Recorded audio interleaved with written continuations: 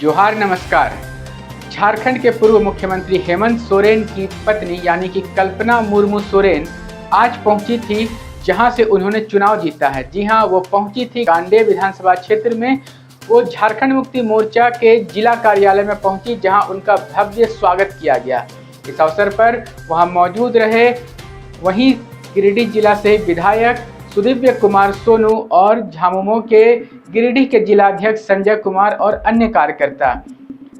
कल्पना सोरेन ने आज अपने उद्बोधन में कहा कि उन्हें बहुत ही गर्व महसूस हो रहा है कि जिस गिरिडीह की धरती से एक समय दिशोंग गुरु यानी कि शिबू सोरेन ने अपने राजनीतिक जीवन की शुरुआत की थी, उसी गिरिडीह की धरती से उन्होंने भी अपनी जिंदगी की राजनीतिक पारी की शुरुआत की। वो उन्होंने कहा कि 4 जून का दिन उनके ज़िंदगी में सबसे ऐतिहासिक दिन रहा, क्योंकि इसी दिन से उन्हें जनता की सेवा करने का एक विधायक के तौर पर जीवन में मौका मिला।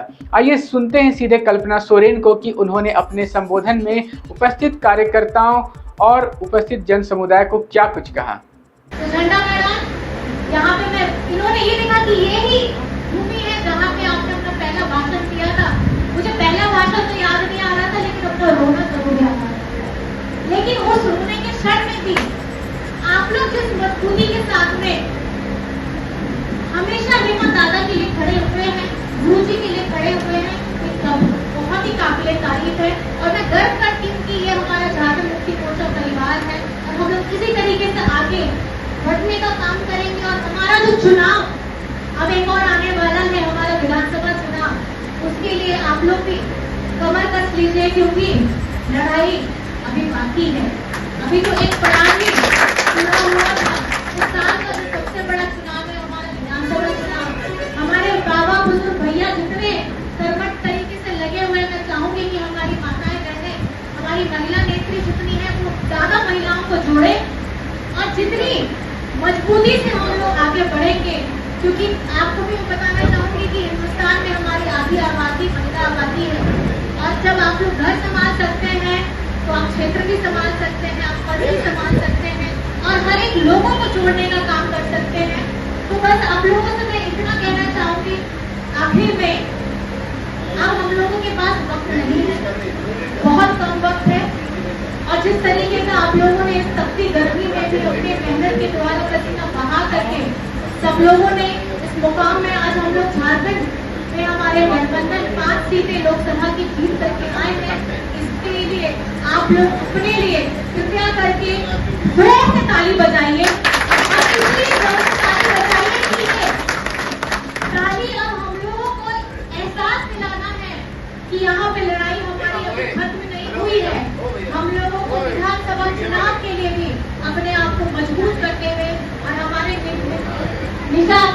दिशा निर्देश हमको जो दिया जाएगा माननीय गुरु जी की तरफ से, माननीय हेमंत जी की तरफ से, हम उसी पे आगे बढ़ते हुए आगे की जो भी रणनीति रहेगी उसको हम निष्ठा के साथ, पूरे ईमानदारी के साथ, पूरी मेहनत के साथ आगे बढ़ेंगे और बढ़ाते रहेंगे और इसको विराम नहीं होने देना है। क्योंकि अभी भी आपका दादा जेल के अंदर में है, तो ये कहीं ना कहीं हर किसी के जहन में बहुत तकलीफ की बात भी है कि जिसमें लड़ करके आप लोगों के सहयोग के साथ 2019 में हमारे झारखंड का नेतृत्व करने का मौका मिला था, आज शरीयत के तहत जेल के अंदर में है।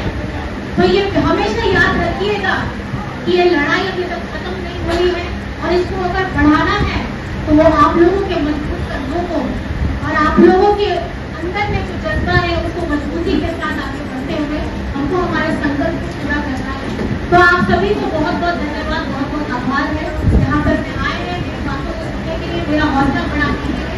तहे दिल से मैं आप लोगों का शुक्रिया अदा करना चाहती हूँ और धन्यवाद देना चाहती हूँ। और हर एक जन को मेरी अगर मैं पहुँच भी नहीं पाई तो आप अपने माध्यम से उन लोगों को भी मेरी बात जरूर पहुँचाइएगा, मेरा आभार प्रकट कराइएगा और हेमंत जी की तरफ से भी जरूर आभार प्रकट कराइएगा। क्योंकि भले वो जेल के अंदर में है, लेकिन उनका दिमाग हमेशा यही सोचता है कि मेरा हर एक कार्यकर्ता किस तरह से धूप से गर्मी में झुलस करके भी काम किया है, लेकिन पहुंचने से आभार प्रकट नहीं कर पा रहे हैं।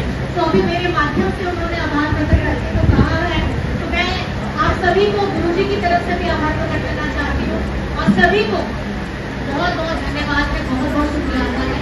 नमस्कार, जोहार।